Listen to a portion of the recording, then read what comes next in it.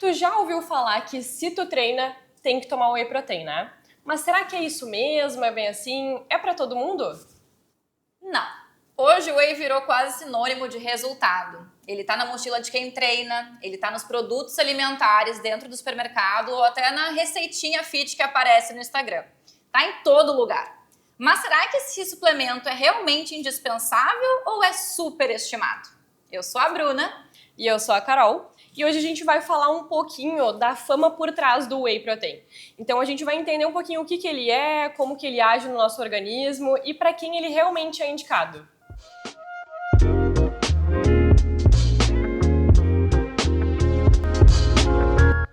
Whey protein é o nome dado às proteínas do soro do leite, que correspondem a cerca de 20% das proteínas totais do leite.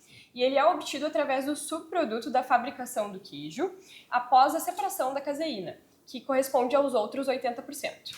A composição principal do whey protein, que é considerada uma proteína de alto valor biológico, inclui 5 proteínas principais: a beta-lactoglobulina, a alfa-lactoalbumina, os glicomacropeptídeos, a peptona de proteose, as imunoglobulinas e a albumina sérica, que juntas constituem 85% do whey.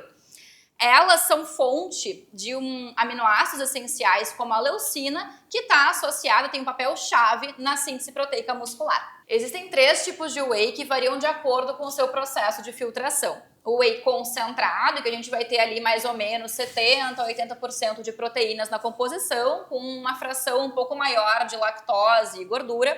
O whey isolado, que passa por um processo maior de filtragem, que a composição aí vai variar para 90% da composição total de proteínas, se não mais, e a gente tem uma fração muito pequena de lactose ou quase inexistente.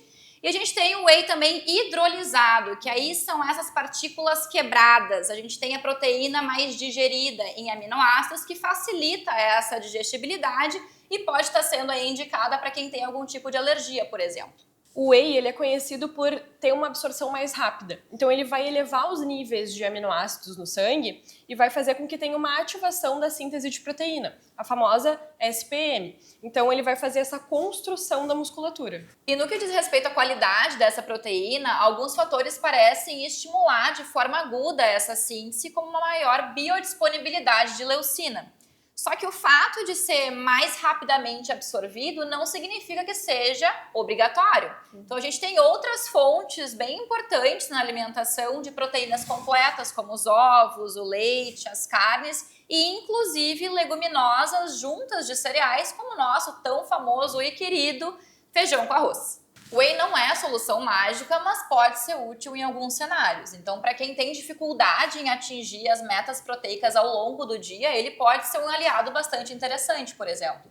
Inclusive em idosos com sarcopenia, né? Que às vezes eles podem ter essa dificuldade de atingir a meta proteica ali do dia. Outra população que pode ser beneficiada com o uso do whey protein são os vegetarianos, aqueles que consomem leite e derivados, para fazer a complementação ali da dieta. Agora, se tu tem um consumo de proteína ao longo do dia adequado e estrutura bem as tuas refeições, pode ser que o whey nem vá fazer diferença na prática. Inclusive, muita gente acaba utilizando o whey por simples hábito ou porque viu alguém indicando sem nem saber se isso faz sentido na prática ou se precisa, se está fazendo diferença. Ou até tem as pessoas que utilizam como substituto de refeição sem pensar na composição da alimentação como um todo, o que pode não fazer sentido algum. Então, se a gente for pensar para além da origem da proteína, a gente tem tanto a diretriz de prática clínica em nutrição esportiva, publicada esse ano pela Associação Brasileira de Nutrição Esportiva, quanto instituições internacionais como a ISSN e o Comitê Olímpico Internacional, concordando em uma coisa essencial. O que mais importa para a construção de massa muscular é a proteína total consumida ao longo do dia, e não o momento exato que ela é consumida.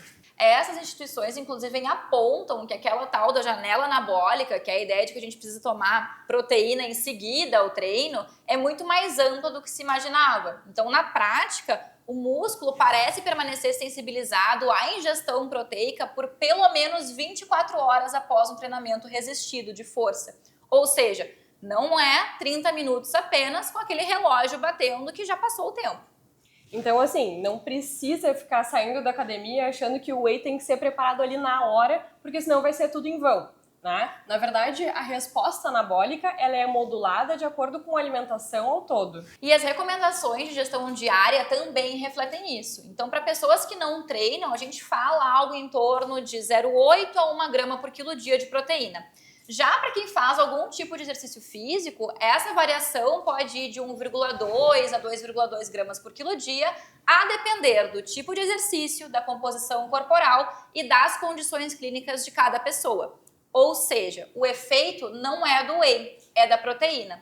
O whey não é necessariamente melhor, ele é só conveniente. Então é importante a gente falar que mesmo aqueles estudos que apresentam resultados positivos sobre o whey, eles têm um baixo controle ali nos seus protocolos do consumo alimentar.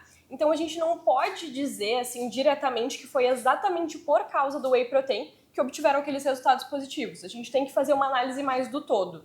Então, para a gente fechar, o whey protein ele é sim uma proteína de qualidade, porém ele não é obrigatório, ele não é mágico e ele também não é superior a tudo. Exatamente. Então ele pode ser utilizado dentro de um planejamento alimentar estruturado como um aliado, sim. Mas o que constrói o resultado não é o whey, é a constância na alimentação, no treino e no descanso. Então, no fim das contas, o que vai dizer a necessidade de tu tomar o whey ou não vai ser o rótulo do produto. Vai ser, na prática, com orientação de um profissional. Whey não é vilão, mas também não é um herói. Ele é simplesmente uma ferramenta. E como toda ferramenta, precisa de contexto, critério e indicação. Se esse episódio te fez repensar o teu consumo de whey, compartilha com alguém que também precisa ouvir isso. E não esquece de seguir a gente no Spotify e acompanhar a gente pelo Instagram. Até o próximo episódio do Nutrição em Pauta.